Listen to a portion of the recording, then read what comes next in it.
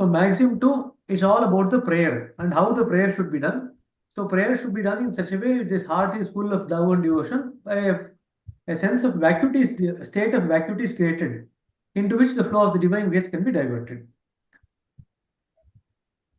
Constant practice brings a man to a state into which he begins to feel himself in prayer all through. This state is acquired when an abhyasi practices in the way directed above the divine grace is set into motion. When the final state is reached, he begins to dwell all through in the state of prayer, even while discharging his worldly duties. I do not ask you to detach yourself from the bird, but only to attend everything with a conscious idea of the divine. Please underline that. I do not ask you to detach yourself from the world, but only to attend to everything with a conscious idea of the divine.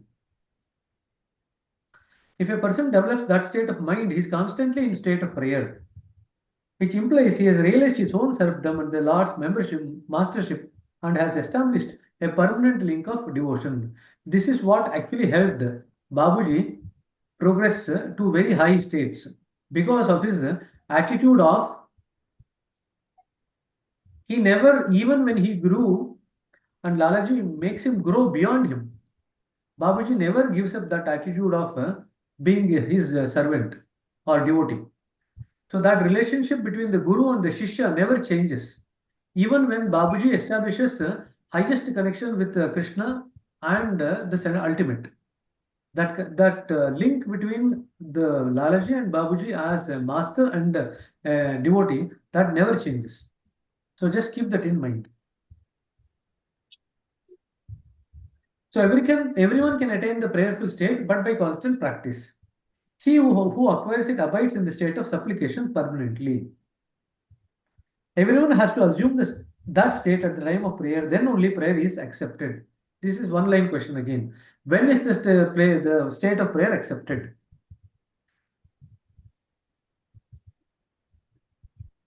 When we play in a state of supplication, then the prayer can be accepted. And we also need to be humble before the master. So two things, praying in supplication and being humble to master.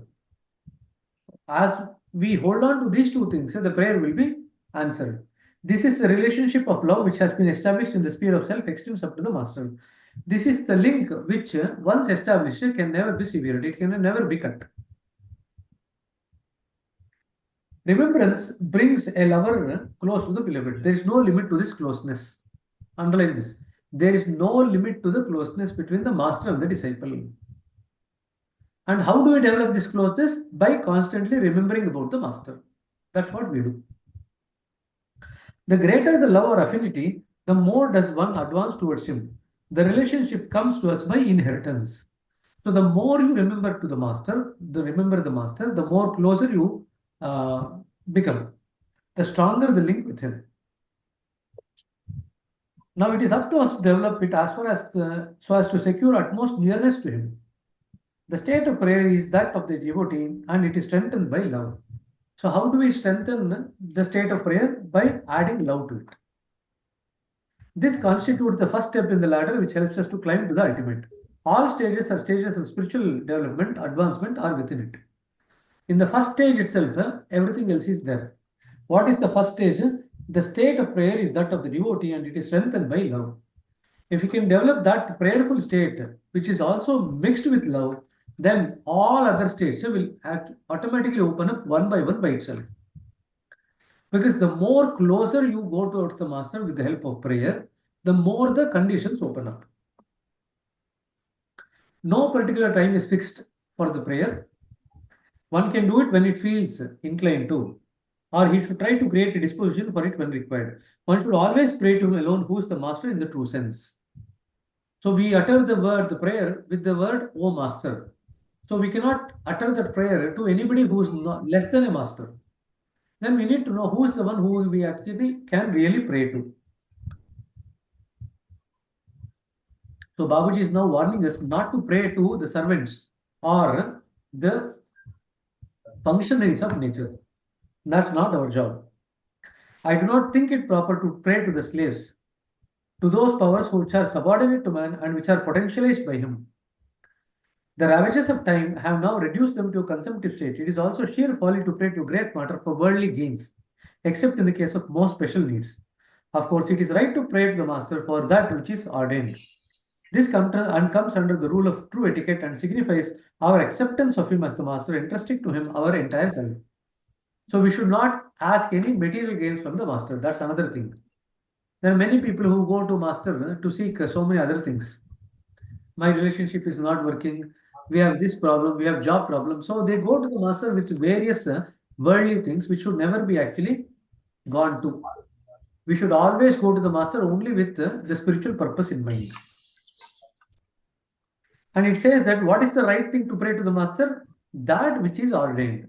That is what we can ask. What is in store for me? Let it happen. That's all we can ask. So we can stand in front of God and say, you know more about me than myself. So please do what is necessary to help me come to you. That's all we can pray. We cannot ask anything else from God or from the master.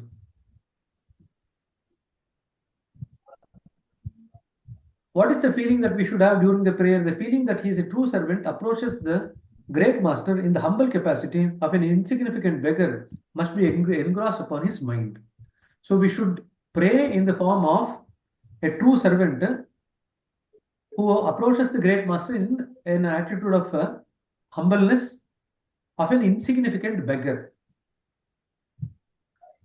If he does so, he may put up anything in front of the master, resigning himself completely to his will. In other words, he may assume his real form after surrendering everything to the master. So in real prayer, what exactly happens is that we surrender everything of ours to the master and we assume our real form. Until unless we surrender everything that we got to the master, we can never assume our real form.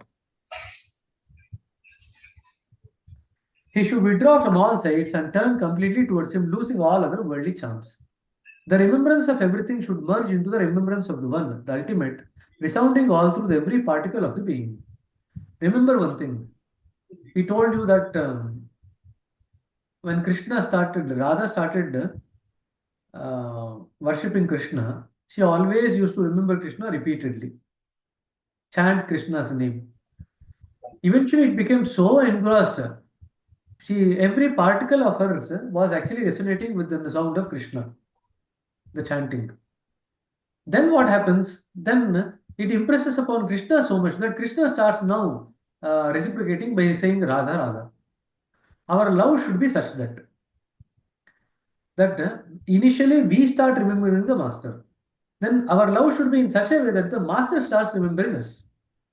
Then we can say that we have actually reached the rightful prayerful state.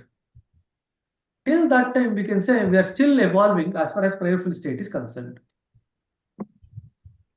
So initially, we have remembrance of so many things in the world, but ultimately, all this remembrance has to merge into one of the ultimate.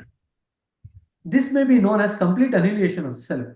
If one develops in this state, he should then be considered as an embodiment of prayer. So now he is talking about three things. Initially, we do the prayer, then we actually enter into a prayerful state, and the third one is an embodiment of prayer. These are the three states in which we evolve. Every thought of his will is anomalous with that of the master. He will never turn towards anything which is against the divine will. His mind will always be directed towards that which is the master's command.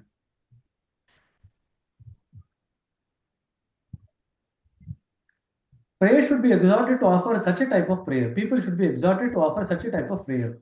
If one achieves and settles down in it, what else needs to be done except remembrance, and that too, such a one that never comes into consciousness even.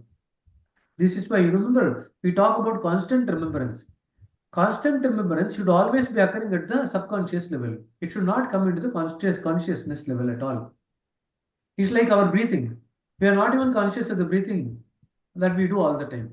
It just happens naturally without us being aware of it. Likewise, constant remembrance should occur at such level that it should happen naturally without we becoming constantly or consciously aware of it.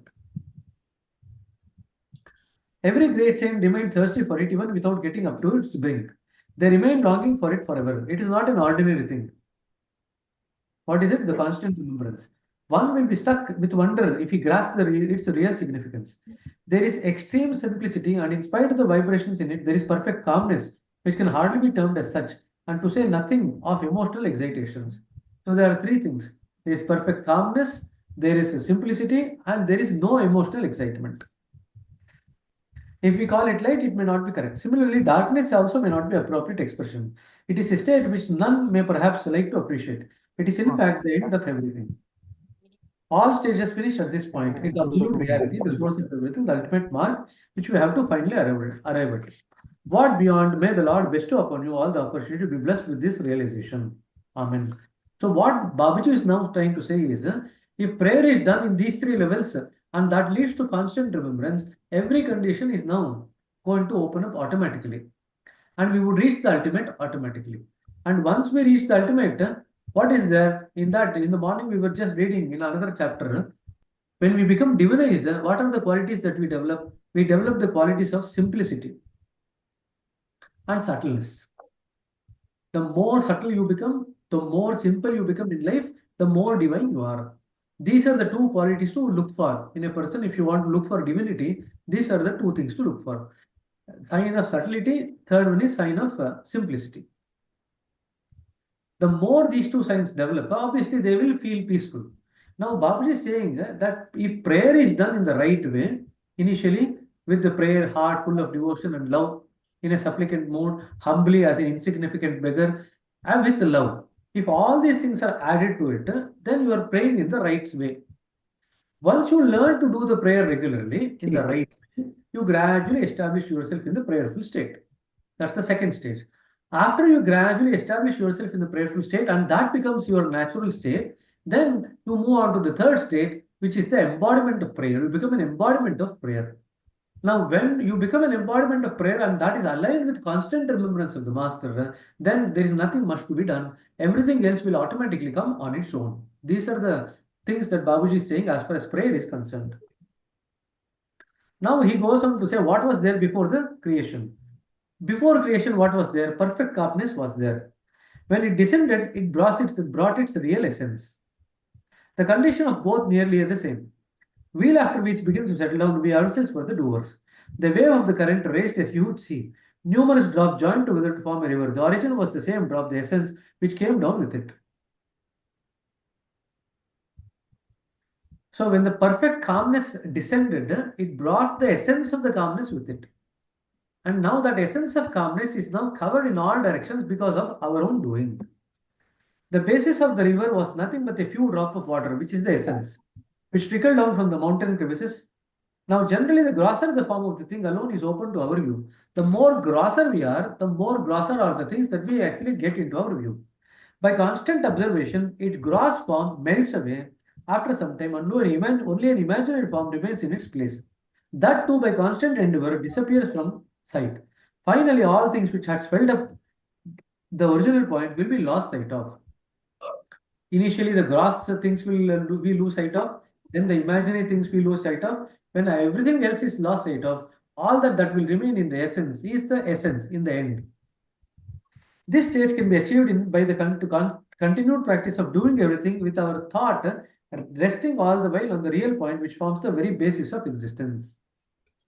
So this is something which we have spoken about. Whatever we are doing, see, there are three levels. We have a physical level of existence, we have a mental level of existence, and we have a spiritual level of existence. Now, normally, when we are doing things physically, our mind is also active. For example, when you are eating food, you are constantly either thinking or talking. When you are eating food, you are actually watching television and observing what you are watching on the television. When you are walking, you are thinking simultaneously. The reason I'm giving you these examples is even when we are doing all these things, our mind and the body are existing simultaneously at both the levels. We are existing at the mental level and the physical level, although we are doing two different things at both the levels. So we are walking at the same time thinking. We are walking and then talking to other colleagues who might be walking with us. So if we can exist at two different levels simultaneously, at the physical and mental level, all that now you have to make a sankalpa or open up the possibility of existing at three levels simultaneously. Why can't you be there? The physical body can be doing something in this world. The mind can be doing its activity, and the spiritual entity can be doing its activity of constantly remembering of going towards the goal. Why can't we do that? Most of the people think that they have to do it constantly at the mind level. Now that is a folly. We don't do the spiritual practice at the mind level. We start at the conscious mind level, then gradually we make the entire practice subconscious. Then automatically the work continues to occur at the spiritual level. In other words, we learn to develop an ability to exist at all these three levels simultaneously. Once we develop this capacity, then there is no way that your spiritual progress can be slowed down. Whatever you are doing in this world, either at the physical level or mental level, automatically the spiritual level work also continues simultaneously in the direction of the ultimate. This is what we have to develop. So that is exactly what Babuji is saying in the last paragraph of 247. He says, this state can be achieved by continued practice of doing everything with our thought resting all the while on the real point which forms the very basis of existence. Which is the basis of existence? The ultimate. So when we are allowing ourselves to rest on the basis of existence and allow the mind and body to do its work in this particular realm, there is no kind of way that our spiritual journey can be slowed down because we are actively engaged in here at the physical and mental level. This pointed attention upon the real may be taken as the essence of prayer. Please underline that. What is the real essence of prayer? The pointed attention upon the real may be taken as the essence of prayer. This is the starting point, and removing of the superficialities is the first step towards it. People may wonder why I call it as the beginning. It is in fact a state of consciousness. Though consciousness is present at every step, yet this one is the higher and the superior. I do not take up the subsequent states for it. It would be very difficult to grasp, and final step cannot even be conceived of in any way. Oneness prevails there in full swing, and prayer comes before this state is entered upon. So after the prayer comes, you get a state of oneness. When that prayer comes, after a prayer, prayerful state and an embodiment of prayer. Once we cross these three states, all that we then remain to get is the state of oneness or perfect calmness. These three stages are two and a half, as you might say, because after that awareness is lost, may not for the sake of understanding be taken as the entire space from the beginning to the end. The intermediate state is also implied in it, that this, which I have termed as the beginning, is in fact the real abode. Perhaps there may be some difficulty in accepting it in the beginning or the first stage of prayer. The idea is analogous with that of a child who starts learning the alphabet with a view to secure higher approaches so that subsequently he may start tackling higher problems and deeper thoughts. This means the ideal was before him, though at the time he was entangled only in the structure of the words and letters. This preliminary stage may appear to be a superficiality in comparison to its final stage. So we all start learning languages, learning the alphabets, then forming two syllables and words and then letters. These are all the things that we learn initially. But when we learn all these things, the idea that we have to solve higher problems is always there at the back of our mind. Now, for example, when a parent takes a child to a nursery school, the parent has an idea at the back of their mind that this child, although they're studying in nursery, should eventually develop into a good professional, whether it's a doctor, lawyer, physician, or CA or engineer, it doesn't matter. But the parents who take the child to the school already have an idea why they're taking the child and getting that child admitted to the school. The child might not have that idea, but the parent already has that idea. The child might be initially learning only the letters, alphabets, syllabus, syllable, and the words, eventually short sentences. But that is not the goal of the child. The goal of the child is to gradually develop into a professional and then help in solving higher problems in life. Likewise, Babuji is now saying, although we start with the prayer, he is now said prayer itself, if done correctly, is the highest stage, can lead you to the highest. Now, we generally underestimate the importance of the prayer. Now, he is over and over emphasizing about the importance of the prayer. He is now saying that if you can do the prayer with the right approach and attitude, it can take you to the highest. Like learning the syllable, learning the letters and alphabets, and learning the words eventually will help you to reach the ultimate. Likewise, if you do the prayer and do all the activities in this life, resting on that real or the ultimate, then we will automatically allow that prayer to help us reach the ultimate. This is what he is trying to say. The first state exists in every man who starts prayer, but if the final point is in view, it will influence the grosser thing to, and by and will he will attain that state where the main point alone will be before him and he will have to stay on it. Now, the first line of the prayer actually helps us to remind ourselves of the goal. O Master, thou art the real goal of human life. Now, that is the final goal that we have to reach. Now, if the prayer is done with this final goal being kept in the mind, at the back of the mind, then that final goal alone will actually be there in the end. Because that is what we started our prayer with, that particular attitude. When this when this preliminary state is attained, one must then try to get it expanded. Expanding does not mean swelling it up like balloon, but to develop it by introducing real substance or power. When it develops to the extent that our grossness begins to be converted into lightness, almost up to the point of extinction, then we must understand that he has entered the sphere where only the faint ghost of the idea of subtle existence of something remains. So, if prayer actually done properly with the right attitude, what happens? It allows the grossness to melt away. In fact, could you please give an answer to this question? What is the one thing that actually only prayer can actually work on us or clean us?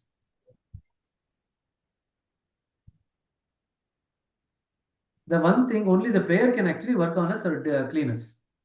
All other things we can actually get it clean, but there are certain things which cannot get it big. We cannot get it cleaned. What is that?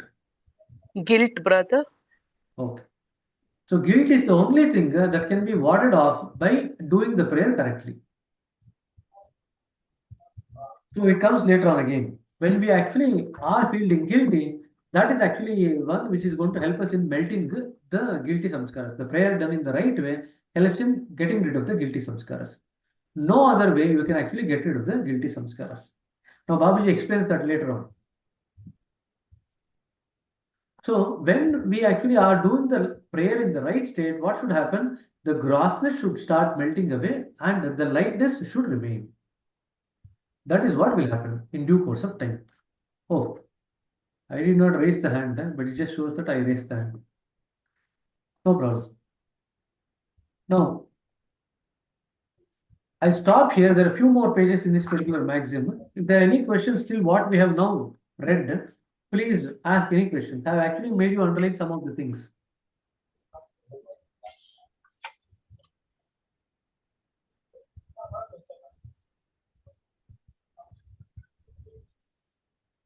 Any question till what we have now read? Brother, will they ask what are the types of prayer? Will that question can come? Types of prayer. What are the types of prayer? There is only one prayer. No, brother. Here, people should be exhorted to offer such a type of.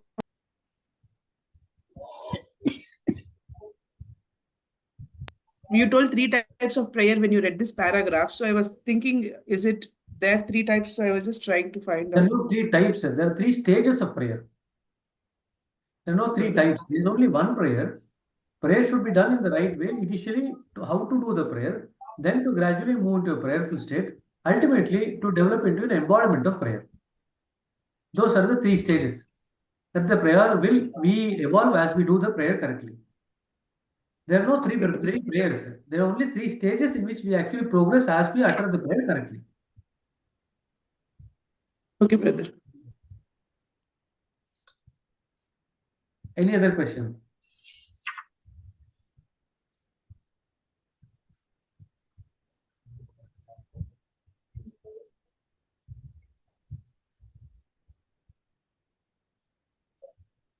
If there are no questions, we shall continue then. The current flowing down from the origin manifested themselves in diverse ways. They had descended not without a purpose. This is something that we have to remember. That many people in different philosophical terms think that creation has no purpose. But that's wrong. Babuji is clearly writing here, they descended with not without a purpose. That means there was a clear purpose behind the creation. They were in fact powers that began to act in numerous ways, producing required results. All these powers had emerged from the origin and began to manifest their actions. Take the example of the baby. At the time of birth, he could not even move. Subsequently, he begins to sit, stand, talk, and walk and run. Now, that is to say, the capacities lay dormant in him, which now began to develop into action till he started attaining the youth and acquire the full capacity, active vigor of a man. Now, the elements contained in the composition of the baby developed in various forms, though the origin of all these things were the same tiny drop. The essence was the same. From that one essence of what we call as the zygote, the union between the sperm and the egg, once if they come into union, it's called as a zygote. Now, that is the essence. From that essence, which contained all these things, we go on adding layer and layer, and then we gradually expand ourselves. Wheel after wheels began to set around, which were caused by the effect of the mother's habits, the father's thoughts, the type of training, and all external influences. All these influences had a touch of materiality. The multiplicity of actions made him uncognizant of all the various changes which he had undergone during his march towards grossness. Now he is so intensely engrossed in it that he defies all effort to get out of the state of complete grossness. So we become so gross that we don't want to get out of it. Later on, it took another turn. He came in touch with the world around him, was influenced by the dealings and the association of others. The environment turned and caused its own effect. Desires began to creep up and attract his attention. His entire existence became colored. Thus, he assumed an changed form and began to attract material for the same. What was he and what has he now become? The same tiny drop which is now quite out of view. Now, once we cover the tiny drop with the wheels in all directions, the tiny drop is no longer visible. In other words, we lose touch with our real essence. Now, not only this, but the elements thus introduced went on growing stronger by the effect of his own thoughts. Consequently, their action grew still more powerful and intensified, with the result that they began to draw greater power from the forces of nature.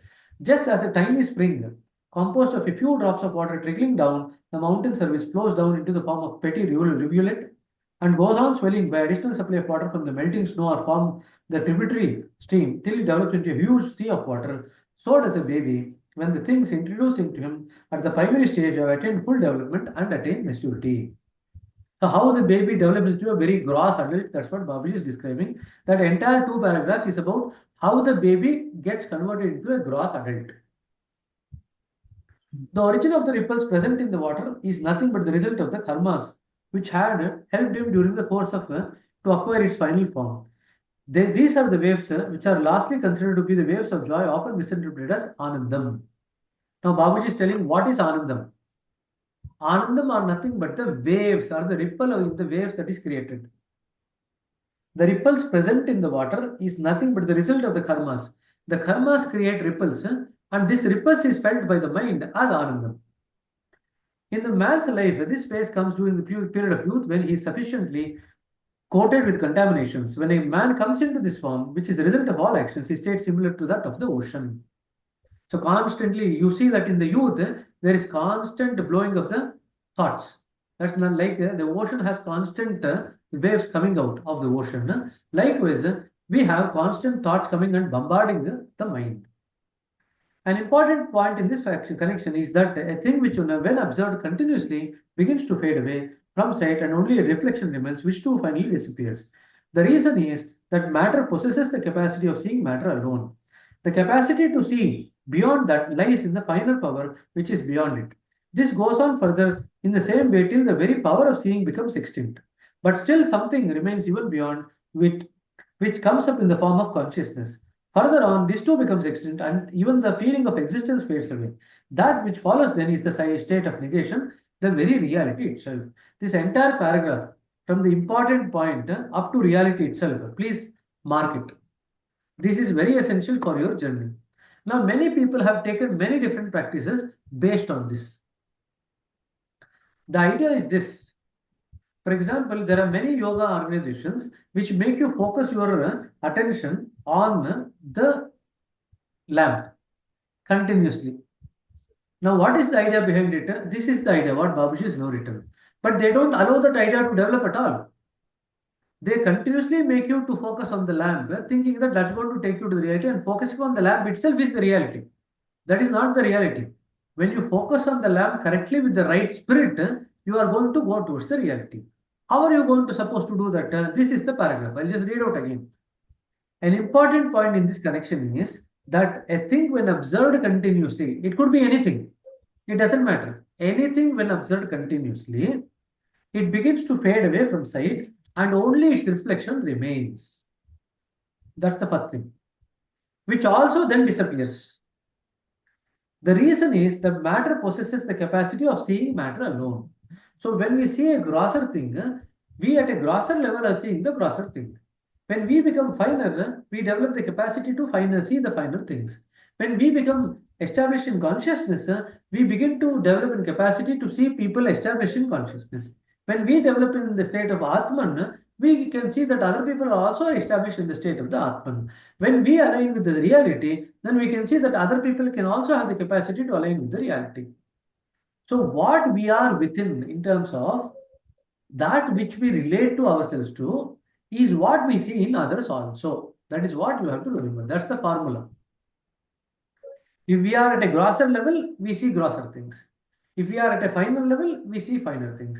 If we are at a conscious level, we see consciousness. If we are at the Atma level, we see the Atmic level in the other person. If we are at the ultimate level, we see the ultimate level in the other person also. Now, what exactly is supposed to happen during meditation? We are supposed to regularly meditate and go to finer and finer states. Now, when we go to finer states, we will also develop the capacity to see the finer states in the others. That is what we are developing. In other words, when the other person who you might be in the grosser state, but when they start spending with their time with the finer person, their grossness also starts melting away. They also start becoming more and more finer. This is what is supposed to happen.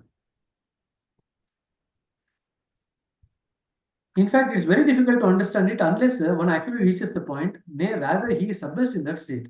But even this negation is something existent, or it is not. Why do we call it so? Proceed on still further. Babuji is saying even negation is not the highest state. You have to proceed on still further. The currents which descended from the origin began to grow thicker and grosser. Why? It is very difficult to explain. When a man jumps down from a great height, he almost becomes half dead during the course of the fall. The reason is generally attributed to the gravitation of the earth. But I may say that the awareness of the downfall diverts the heat of the thought downwards and it begins to get out of him by the force of the push. The same is the case with the downward currents. Solidity implied means grossness and it has no life. Now, the divine currents being without life may not be generally appealing, but I may say that though all matters, vegetables, and minerals have come down from the same divine, yet all of them are not said to be possessing life. But if they do at all, it must be a form of dormant life. The same is the case with the divine currents. The divine currents is not full of life. The divine currents is having dormant life. But man associating them with his own karmas begin to get engrossed in them. So even divine currents are grosser by nature. That's what Babuji is saying. That we have to move beyond the divine currents also. Because they also have grossness and they have dormant life like rock, minerals and solids. So solidity means grossness. Since we have accepted the prayer as essential, it has now become imperative to understand how it should be conducted. I shall consider the following short prayer to be essential for an Abhyasi, though there may be other forms too. I prefer this short one. You know the prayer. When the word emerged from the present form, the central point was already rooted deep in all the beings. This being a part of the Supreme, it turns our attention towards the source. In prayer, we try to reach up to the central point. This is, however, possible only when we create a state similar within. This requires practice. It can be attained by resigning ourselves to the divine will, which is absolutely simple and tranquil. Apparently, it seems to be very difficult, though in fact it's not so. It is not difficult for those who aspire for it. When a man creates in himself a strong craving for the absolute, he is indeed in a state of prayer, and it is for everyone to strive for. Now, this line also you can underline. When a man creates a strong craving for the dash, he is indeed in the state of dash, and it is for everyone to strive to attain that. Whenever a man enters into this state, even for a moment, his prayer is granted, but it requires continued practice to accomplish it. So the second maxim is full of prayer. And how the prayer should be done, what exactly happens when the prayer is done properly, what exactly happens when you see a thing constantly. So that particular paragraph can actually take you, anything that you observe continuously can actually take you up to the reality. Now remember, In our meditation system, what do? We say there is a source of divine light in our heart and it is attracting us within. This is the suggestion that we give and start the meditation. When we do this suggestion and start the meditation, since we have the idea of the real or the ultimate, the source behind what we are doing, if we do the prayer and the meditation properly, it will help us take us to the goal. Now, even when we are uttering the prayer, we should have the idea of the goal in front of us. That's why we remind ourselves the goal. Oh Master, thou art the real goal of human life. You are the real goal. Now, what does this O Master refer to? Whether does it refer to the ultimate God, the source? Does it refer to the Master, the divine, living divine Master? Does it refer to somebody else? That idea of what this O Master refers to gradually evolves in everyone. We have to allow that idea to evolve. We don't need to impose something artificially on our mind. O Master means the ultimate. O Master means the divine Master, living Master. We don't need to impose that on the mind. Allow this idea of what is this O Master to gradually evolve into in our practice. With our practice, it evolves. The idea evolves. Allow that to evolve. Okay. So I'll stop here. This is the second maxim. Any other question from the second maxim, you can please ask. And the other thing I realized with the Kannada group is that I don't think you are going to finish this if you read only 1 hour every day. It might not be sufficient. So my suggestion is that we might need to make it at least 1.5 hours. Then only we'll be in a position to finish it. So my suggestion is let us make it 1.5 hours from tomorrow. Kannada also we are doing the same thing. We are doing from 6:15 to 7:45. So other idea is you remember the Sahaj Marg philosophy, the last book, the last chapter, the last book in this volume. My suggestion to you is from tomorrow, please read at least 10 or 15 pages of Sahaj Marg philosophy before you come. So that as and when we cover the Sahaj Marg philosophy, we will cover the other books also simultaneously. You got the point? So first 1 hour will be what we are doing now, the maxims or the towards infinity or the efficacy of Raja Yoga. Simultaneously, every day half an hour, we shall go through the Sahaj Marg philosophy and I will make you underline some of the things that you might get from Sahaj Marg philosophy. That will give you good revision because many things in Sahaj Marg philosophy are things which are already there in the Reality at Dawn and other chapters. So it will be easy for you to revise through that Sahaj Marg philosophy simultaneously. Okay? Any thoughts about what I told? Okay, brother. Sahaj Marg philosophy, so I'll just say, I'm just looking at it. So it starts from 355, it finishes at 448. So if you do 10 pages or 12 pages every day, within the next 10 days, we should be able to simultaneously finish Sahaj Marg philosophy also, while we do the other chapters. Because by April 5th, I want you to finish the Complete Works Volume 1. April 6th onwards till April 15th, we will do the Heartfulness Day. Okay?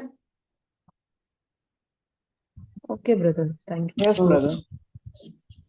Because we need to complete it, at least 1 round of revision before you go to the exams. So I will put this record